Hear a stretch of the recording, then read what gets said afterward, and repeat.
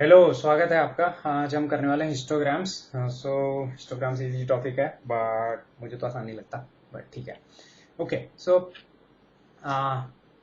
इस डेटा को लोड करते हैं और इसमें हिस्टोग्राम क्रिएट करने की कोशिश करते हैं। तो सबसे पहले ये है कि हिस्टोग्राम जो है वो कंटिन्यूअस डेटा पे बनता है।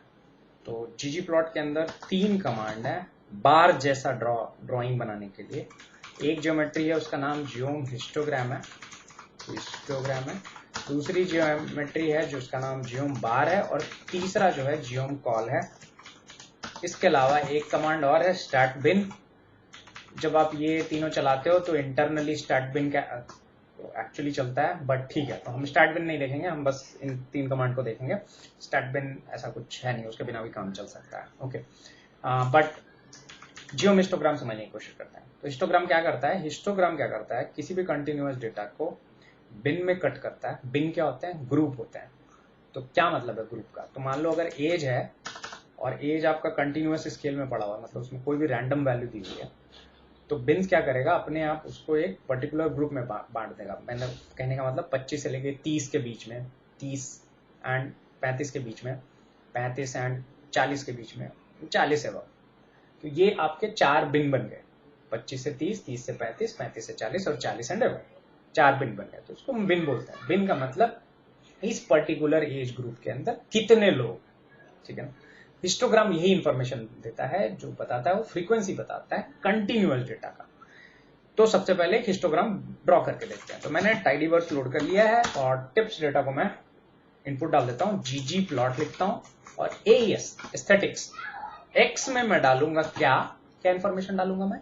एक्स में डालूंगा कि भाई कौन सा कंटिन्यूअस कॉलम लेना है मेरे को। सबसे पहले टिप्स डेटा को देख लेते हैं। टोटल बिल जो ये है, इसी पे आप बना सकते हो आपका हिस्टोग्राम।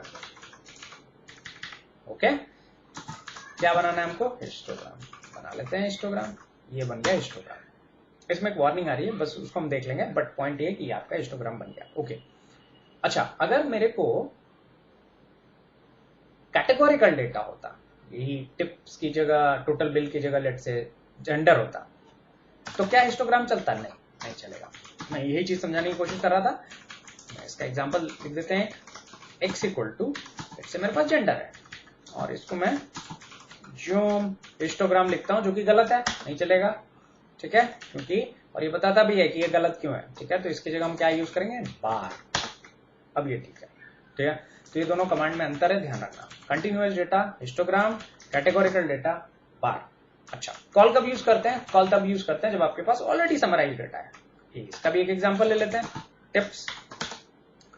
अच्छा, मैं हिस्टोग्राम को डिटेल में समझा दूंगा, बट बेसिकली कॉल और बार में भी वही होता है जो हिस्टोग्राम में होता है, जस्ट की थोड़ा सा देखने का फर्क है। आप बाकी सारी चीजें कंसिस्टेंट हैं तीनों कमांड में, ठीक है ना। तो मैं हिस्टोग्राम्स को डिटेल में एक्सप्लेन कर दूंगा। बाकी मैं इतना डिटेल में नहीं जाने वाला, क्योंकि मैं एक एग्जांपल करूंगा, पूरा समझा दूंगा। अब बाकी का इन्फर कर सकते हो, सिमिलर इंट्यूशन है। ओके, सो इस पे अगर मैं बोलूं कि मान लो मैं कहता हूं ग्रुप बाई, और मैं कहता हूं जेंडर, और मैं कहता हूं summarize mean of total bill, ठीक है। इसका एक नाम रख लेते हैं अच्छा सा,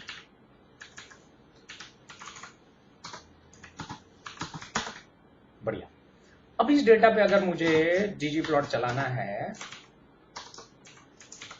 बिल्कुल चला सकते हो आप। AES में आप डालोगे x इक्वल टू मीन और क्या लिखोगे? जियोम कॉल, ठीक है। Okay, x equal to, sorry मैंने गड़बड़ कर दी है। x में क्या वैल्यू है इसकी? जेंडर है, राइट। ओके, इसको मैं y में mean, sorry. Okay, perfect. So ये आपका मीन वैल्यू आ गया। इसको आप लेवल वगैरह भी कर सकते हो। एस्थेटिक्स हम नेक्स्ट क्लास में देखेंगे, कैसे नाम वाम चेंज करते हैं, परसेंटेज वगैरह जो भी है कैलकुलेट हो जाएगा। ये सब कोई बड़ी चीज नहीं है, बट पॉइंट ये है कि इन तीनों का अलग अलग सिनेरियो में अलग अलग यूसेज है। जब आपके पास समराइज डेटा हो इस तरह से, तो आप जियोम कॉल यूज करोगे। जब आपके पास इस तरह से डेटा कैटेगोरिकल हो तो आप बार यूज करोगे, और कंटिन्यूअस है तो हिस्टोग्राम यूज करोगे। ओके, आई होप ये पॉइंट क्लियर हो गया होगा, ठीक है ना। अच्छा, अब आते हैं इस डेटा पे और एक और चीज देखते हैं, अगर मान लो यही हिस्टोग्राम मेरे को दोनों जेंडर के लिए बनाना है तो मैं क्या करूंगा, मैं क्या कर सकता हूं, यहाँ पर एक आर्ग्यूमेंट होता है फिल, एक और आर्ग्यूमेंट होता है कलर। बहुत लोग कंफ्यूज होते हैं दोनों में, तो कलर और फिल में अंतर है। तो सबसे पहले कलर मैं चला करके फिल चला करके दिखा देता हूँ, समझ में आ जाएगा। ओके, अच्छा यहाँ पर ये बार बार वार्निंग दे रहा है, तो मैं एक काम करता हूँ, बिन विड्थ डाल ही देता हूँ इसमें, बिन विड्थ की वैल्यू 5 देते हैं। ठीक है, मैंने 5 क्यों लिए, आप कुछ भी ले सकते हो, क्योंकि इस कॉलम के बारे में मुझे थोड़ा सा पता है। तो टिप्स, अगर मैं टोटल बिल लिखूं और इस पे एक छोटा सा समरी मार लूं, क्विंटाइल मारता हूं, समरी नहीं मारता हूं।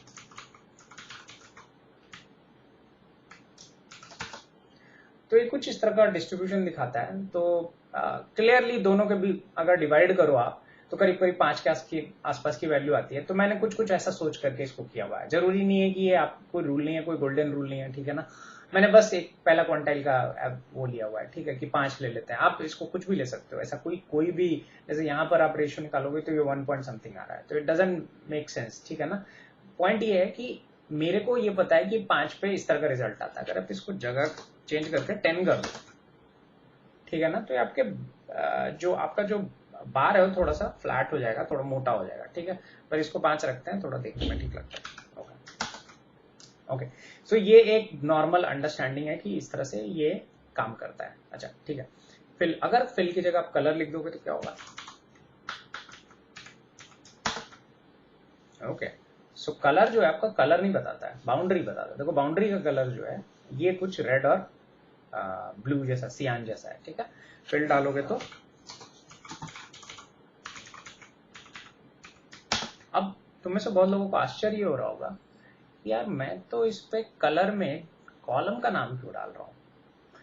तो कलर में आप कलर भी डाल सकते हो, उस केस में आपको एस्थेटिक से हटा करके बाहर लिखना पड़ेगा। फॉर एग्जाम्पल मैं यहां से हटाता हूं इसको और यहां पर मैं कलर डाल सकता हूं, और मैं लिखता हूं व्हाइट।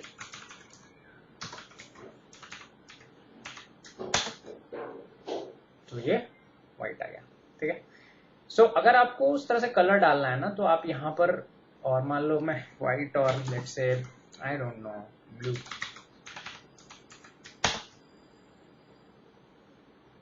हाँ, तो ये आप देख सकते हो कि ये जो कलर है ये दोनों डायमेंशन पे लग रहा है, ठीक है ना। आप यहाँ पर 2 कलर नहीं डाल सकते, वो यही कह रहा है, aesthetics must be either length और ऑफ द सेम डेटा, ठीक है ना।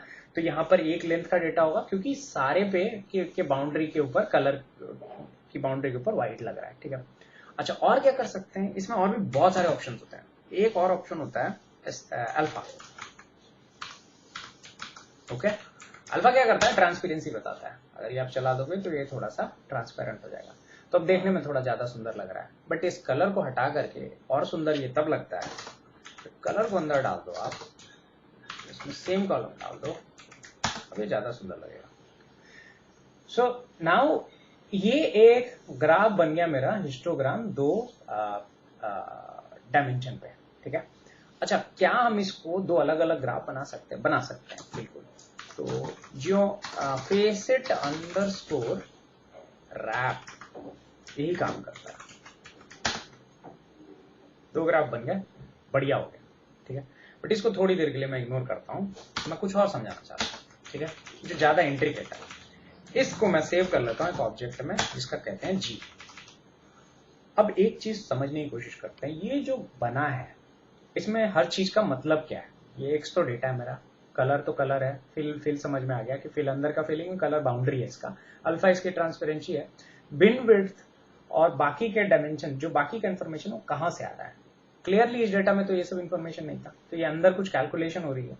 क्या मैं वो डेटा देख सकता हूं जिसके अंदर ये कैलकुलेशन हो रही है, आप देख सकते हो। इसके लिए मैं क्या करता हूं, ggplot के अंदर geom अंडरस्कोर ggplot build, ये कमांड है, उसके अंदर जी की वैल्यू डाल देता हूं। अब इसके अंदर ना बहुत सारे ऑब्जेक्ट हैं, इसमें से एक ऑब्जेक्ट जो है उसका नाम है डेटा। मैं $डेटा बोलता हूं और इसके अंदर सारा इंफॉर्मेशन है, इसको समझने की कोशिश करते हैं क्या क्या इंफॉर्मेशन है। तो ये देखो, कलर और फिल, आपका जो इन्फॉर्मेशन है वो कलर, जो 2 जेंडर के लिए हो रहा है, तो कलर और फिल और सेम ही वैल्यू है दोनों में। तो इसीलिए सेम वैल्यू यहाँ पर आ गया। तो ये तो आपका कलर्स का इंफॉर्मेशन है। अल्फा जो मैंने यहाँ पर सेट किया है आपका 0.5, वो आपको दिख रहा है यहाँ पर 0.55 पड़ा हुआ है। अच्छा, अब ये y count x, x mean x max क्या है और डेंसिटी क्या है वगैरह वगैरह, ये सारे कॉलम्स क्या है, ठीक है। सो अच्छा, इसमें जो ऑब्वियस इंफॉर्मेशन है वो पहले डिस्कस कर लेते हैं। इसमें एक ही पैनल है तो पैनल 1 है, ग्रुप 2 है क्योंकि 2 जेंडर है 1 और 2, लाइन टाइप कुछ नहीं है तो ये इसमें डिफॉल्ट वैल्यू 1 है, साइज में डिफॉल्ट वैल्यू 0.5 है, y min y max, अच्छा फ्लिप्ड है क्या, एस्थेटिक्स नहीं, फ्लिप्ड नहीं है तो फॉल्स है वैल्यू। अच्छा, बाकी का जो नॉन डिफॉल्ट है उसको डिस्कस कर लेते हैं। अब ये अल्फा तक तो ठीक है, ये y क्या चीज है। तो अगर इस डेटा को मैं देखूं, इसमें ना एक इंफॉर्मेशन और दिया हुआ है कि x की वैल्यू मिनिमम और मैक्सिमम कितनी है। तो टिप्स डेटा के अंदर जो टोटल बिल है वो हम कह रहे हैं 2.5 से बड़ा, एंड टिप्स डेटा के अंदर टोटल बिल में 7.5 से छोटा। ये कितने रिकॉर्ड है? 4। y में वही वैल्यू है, ठीक है। आई होप ये समझ में आ गया होगा, y में वही वैल्यू है। ओके, बहुत ही बढ़िया। और यही आपका यहाँ पर y मैक्स में आ रहा है, ठीक है। अच्छा, ये तो समझ में आ गया कि ये वैल्यू ये इंफॉर्मेशन यहाँ पर आ गई है, ठीक है। अच्छा, अब आपका अच्छा, एक और इंफॉर्मेशन जो मैं बताना चाहूंगा कि यहां पर आप देखोगे यहां पर एक y min भी है, ठीक है ना। अब ये y min में 1 क्यों है यार? तो इसके पीछे थोड़ा सा ना लॉजिक लगा हुआ है। सेम कोड है एक्चुअली, अगर मैं देखूं तो, सॉरी, ये आपको किसी भी बुक में नहीं मिलेगा। इंफॉर्मेशन मैंने खुद समझ के बहुत बार कोशिश करके फेल करके समझा है कि ये इंफॉर्मेशन इस तरह से कैप्चर हो रही है। ओके, अब टिप्स में अगर मैं जाऊं जेंडर पे और मैं लिखूं मेल, तो इसमें आएगा 1। अगर मैं लिखूं यहां फीमेल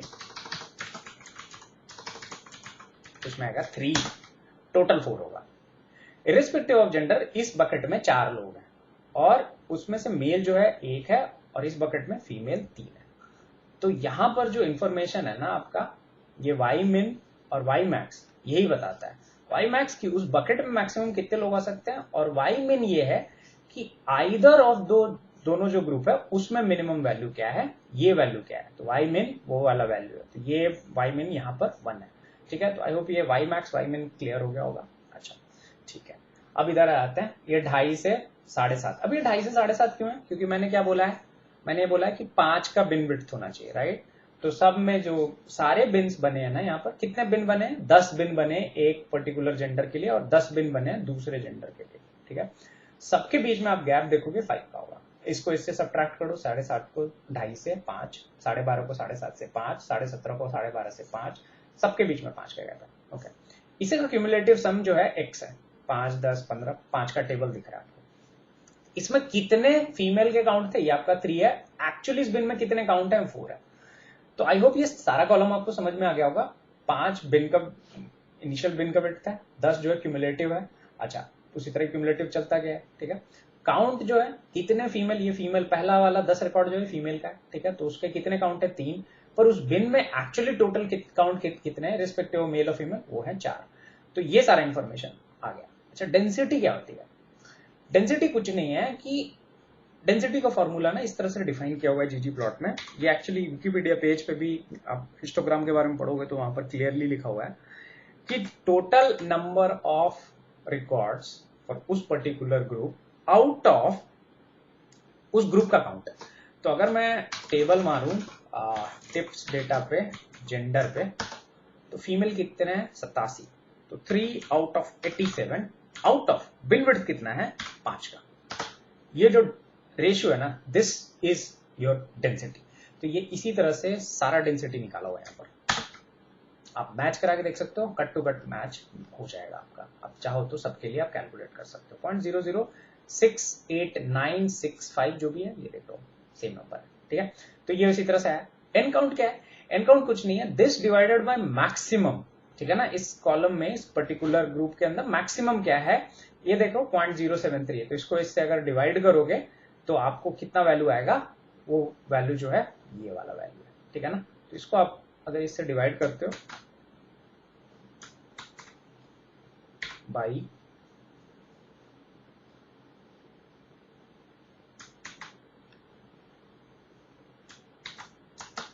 ठीक है 0.09, ठीक है। एक और एग्जांपल ले लेते हैं दूसरे ग्रुप से, इसको लेते हैं। इसमें मैक्सिमम कौन सा है 0.050 समथिंग लाइक दैट।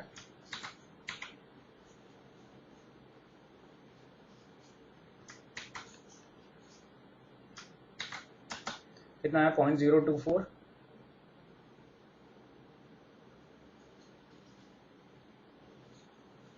ये देखो, ठीक है सेम ही वैल्यू है ना 0.0127 के लिए, ठीक है 0.025 आ रहा है मेरा 0.0429999, तो 0.25। तो आई होप ये समझ में आ गया होगा कि एन काउंट और एन डेंसिटी कहां से आ रहा है, ये सेम ही वैल्यू है, ठीक है। तो डेंसिटी समझ में आ गया, एन काउंट एन डेंसिटी समझ में आ गया, है ना। एक्स मिन एक्स मैक्स समझ में आ गया, वाई आ गया, काउंट आ गया, अल्फा आ गया, कलर आ गया, फिल आ गया। ये सारा इंफॉर्मेशन जो है इसके अंदर सेव किया हुआ है, ठीक है ना, और ये टेबल से आया है। अब कुछ जो होता है इसके इंटरनल वेरिएबल है, तो जैसे आप काउंट एक्सेस करते हो ना, तो काउंट आप डायरेक्टली एक्सेस नहीं कर सकते, इसके लिए ना डॉट डॉट काउंट आपको लिखना पड़ेगा, ऐसा मैं बता रहा हूं जस्ट टू शो। तो अब कई बार कोड में आप देखोगे डॉट डॉट काउंट, है ना, इस तरह से डॉट डॉट प्रॉप, ऐसे इस तरह के वेरिएबल आपको ggplot के अंदर दिख जाएंगे। वो कहां से आ रहे हैं, बेसिकली इस टेबल से आ रहे हैं। तो इस टेबल में से किसी भी वेरिएबल को आपको एक्सेस करना है तो आप डॉट डॉट यूज करके उसको एक्सेस कर सकते हो, ठीक है ना, dot dot x dot dot ऐसा, ठीक है ना। क्यों ऐसा है, अब ये मतलब उन्होंने इस तरह का फैसिलिटी दिया है कि इस टेबल से आपको अगर एक्सेस करना है इंफॉर्मेशन तो आप इस तरह से कर सकते हो, ठीक है ना। तो आई होप ये पॉइंट आपको समझ में आ गया हो कि जो हिस्टोग्राम है इसके पीछे जो इंफॉर्मेशन है वो बहुत विविड है, बहुत वास्ट है और बहुत बड़ा है, ठीक है ना। अच्छा, तो आई होप ये क्लियर हो गया होगा कि अगर मेरे को प्लॉट करना है तो कैसे प्लॉट कर सकता हूं, एट द सेम टाइम उसके डेटा को अगर मेरे को देखना पड़ा तो कैसे देख सकता हूं। दूसरा ये है कि ये हिस्टोग्राम का इंफॉर्मेशन है, अगर कोई दूसरा तरह का आप ज्योमेट्री यूज करते हो तो ऑफकोर्स उसका जो टेबल होगा वो कंप्लीटली डिफरेंट होगा, वो टेबल इससे बिल्कुल मैच नहीं होगा, ठीक है ना। तो वहां पर जो भी इंफॉर्मेशन होगी वो अलग तरह से कैलकुलेट हो रही होगी, ठीक है ना। तो ऐसा नहीं है कि यही सेम जगह सेम टाइप का इंफॉर्मेशन सारे कोड में है। तो जितना भी ज्योमेट्री बनता है ना उसके लिए एक अलग तरह का टेबल डिफाइंड है ggplot के अंदर, ठीक है ना। ऑफकोर्स ये आपका ड्यूटी है कि आप जितना यूज करते हो उसको समझ पाओ। मैंने एक एग्जांपल लेके समझा दिया just to get the intuition. आपको इंट्यूशन पता होना चाहिए, आपको सब पता होना चाहिए कि नहीं ये आपका कॉल है, बट मेरे हिसाब से जो बेसिक हिस्टोग्राम बार है, स्कैटर है, उनका इंफॉर्मेशन आपको पता होना चाहिए। तो आई होप ये वीडियो ठीक लगा हो, आपको समझ में आओ कि बेसिकली जब हम बोलते हैं कि हिस्टोग्राम प्लॉट हो गया है तो एक्चुअली क्या प्लॉट कर रहा है, ठीक है ना। और हमको ये भी पता है कि डेंसिटी क्या होता है, डेंसिटी कुछ नहीं होता है, एरिया अंडर द कर्व होता है बेसिकली, ठीक है ना। तो उस पर्टिकुलर विड्थ के अंदर, इस पर्टिकुलर विड्थ के अंदर जो एरिया अंडर द कर्व है वो कितना है, वो इन्फॉर्मेशन आपको डेंसिटी बताता है, ठीक है ना। कॉमन बोलचाल की भाषा में हम ऐसा करते हैं, ठीक है। तो आई होप ये समझ में आ गया हो। नेक्स्ट वीडियो में इसी प्लॉट को लेकर के इसको हम प्रोपोर्शन में चेंज करके इसके एस्थेटिक्स को बदल देंगे और थोड़ा सा ज्यादा और ggplot के अंदर चीजों को देखेंगे कि कैसे इस प्लॉट को आप चेंज कर सकते हो, थोड़ा इसके अंदर और एस्थेटिक्स ऐड कर सकते हो, ठीक है ना। और उसके बाद हम स्कैटर प्लॉट, लाइन प्लॉट वगैरह भी कर लेंगे जस्ट टू अंडरस्टैंड कि हमको इंट्यूशन क्लियर हो गया ggplot का, ठीक है ना। और ऑफकोर्स ये करते करते चीजें ज्यादा समझ में आती है, ठीक है। तो अगले वीडियो के लिए अलविदा, बाय बाय, टेक केयर, अपना ध्यान रखिए, जय हिंद, जय भारत, बाय।